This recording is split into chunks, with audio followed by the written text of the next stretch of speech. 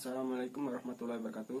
Perkenalkan, nama saya Muhammad Imam Fauzi Dewanto, nomor absen 37, NIM 172111420 dari kelas 7H, Prodi Hukum Ekonomi Syariah, Fakultas Syariah dari kampus IAIN Surakarta.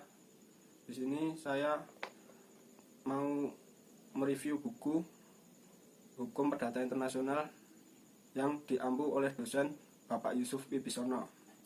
Di sini saya mereview buku ini. Pengantar Hukum Perdata Internasional Indonesia. Buku ini dikarang oleh Profesor Dr. S. Gautama SH. Cetakan kelima tahun 1987 dan diterbitkan oleh Bina Cipta Bandung. Buku ini terdiri dari 13 bab dan berjumlah 326 halaman.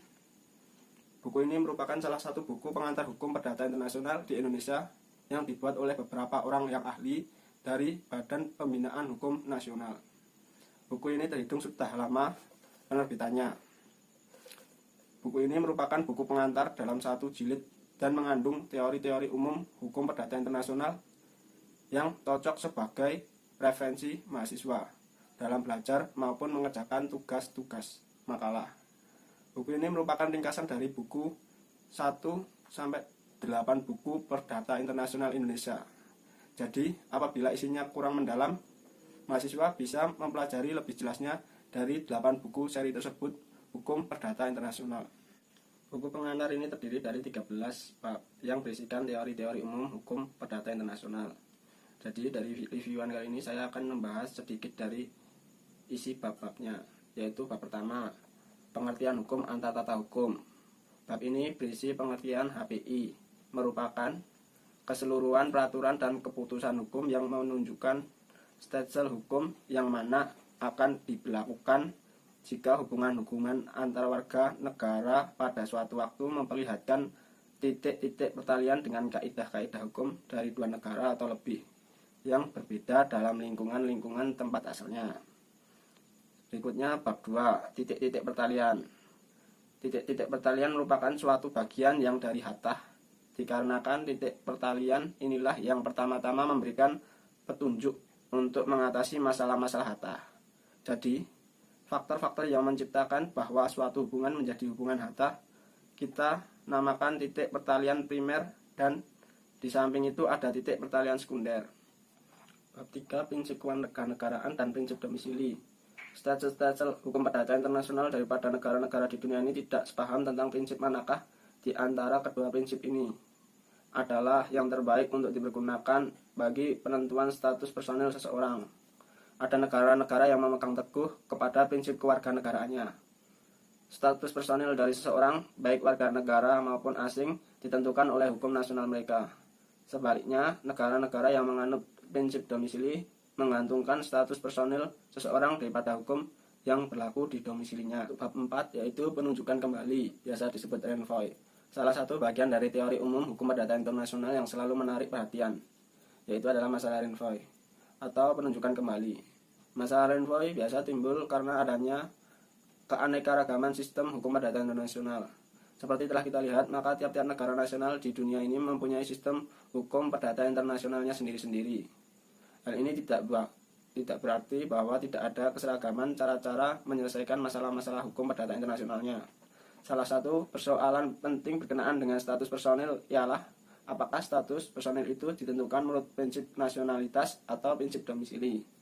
Berhubung dengan adanya dua sistem yang berbeda ini, maka timbullah masalah yang disebut dengan renvoi. Selanjutnya yaitu bab 5, yaitu kualifikasi. Antara masalah renvoi dan masalah kualifikasi terdapat suatu hubungan tertentu. Seperti telah kita saksikan, yaitu renvoi dapat dianggap sebagai macam kualifikasi, yaitu klasifikasi tentang istilah hukum asing.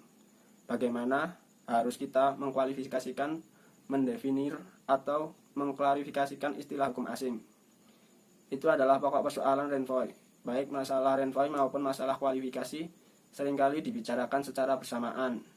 Dan kedua-duanya ini merupakan bagian daripada ajaran pokok hukum perdata internasional, yaitu basic teoris dari hukum perdata internasional.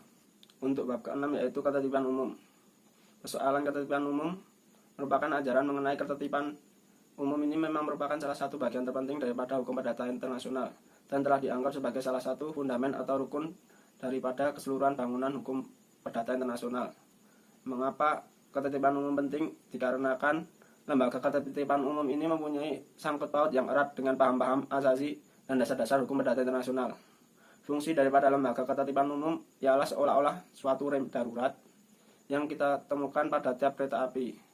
Pemakaiannya juga harus secara hati-hati dan seirit mungkin, karena apabila kita melampaui lekas menarik rem darurat ini, maka kereta hukum perdata internasional ini tidak dapat berjalan dengan baik. Penyalahgunaan daripada rem darurat ini diancam dengan hukuman. Bab selanjutnya yaitu bab 7 tentang penyelundupan hukum. Merupakan suatu bagian ajaran tersendiri dari teori umum hukum perdata internasional. Lembaga penyelundupan hukum dapat juga dilihat dalam hubungan dengan masalah hak-hak yang telah diperoleh. Nyatalah bahwa penyelundupan hukum justru bertentangan dengan hak-hak yang diperoleh, dikarenakan pada penyelundupan hukum kaidah-kaidah asing dikesampingkan dan hukum nasional dipergunakan. Tetapi pada hak-hak yang telah diperoleh, justru hak-hak itu yang telah diperoleh menurut hukum asing diakui dan dihormati oleh hukum nasional sang hakim sendiri. Selanjutnya yaitu bab 8 tentang pilihan hukum. Pilihan hukum yaitu para pihak dalam suatu kontrak bebas untuk melakukan pilihan. Mereka dapat memilih sendiri hukum yang harus dipakai untuk kontrak mereka. Para pihak dapat memilih hukum tertentu. Mereka hanya bebas untuk memilih, tetapi mereka tidak bebas untuk menentukan sendiri perundang-undangannya. Selanjutnya yaitu bab 9 tentang hak-hak yang telah diperoleh.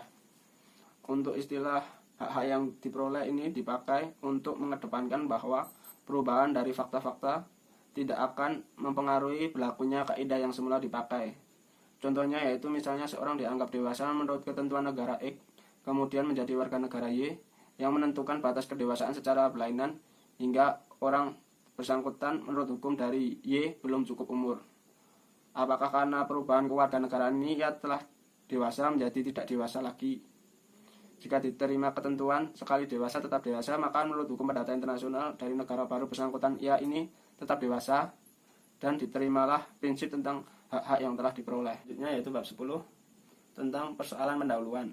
Persoalan pendahuluan yang harus dipecahkan lebih dahulu ini tampil ke muka jika dalam suatu persoalan pokok yang diajukan di hadapan hakim telah menjadi pasti hukum manakah yang harus dipergunakan dalam menyelesaikan persoalan pokok ini.